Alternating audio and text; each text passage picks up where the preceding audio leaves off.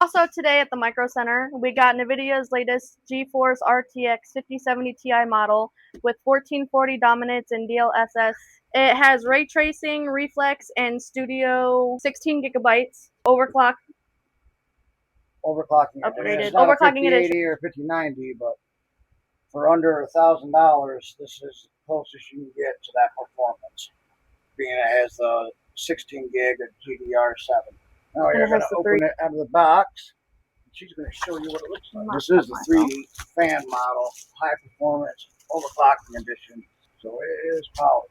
Ooh, that's pretty.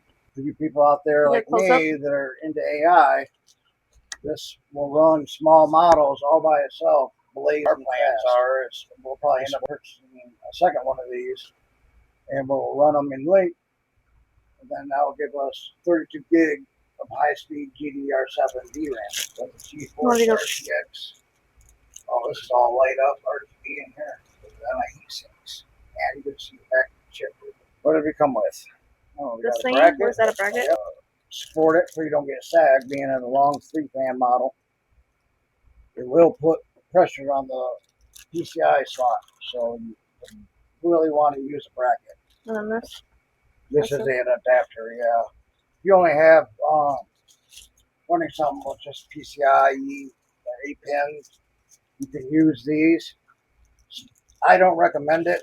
If you have the ATX plug, single cable, run it instead of using the adapter. Those are the unboxings of the 2 graphics cards that we've had today. So next step is we have to install these.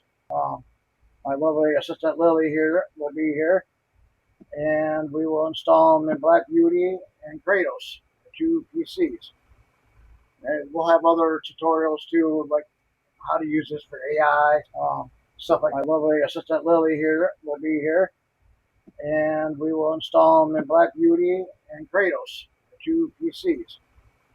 And we'll have other tutorials too, like how to use this for AI, stuff like that, not just for gaming. But we'll have gaming benchmarks there too. So that's probably it for this video. What do you think? Pretty cool. Pretty cool. Let's see how they run. Benchmarks next. Stay tuned, guys.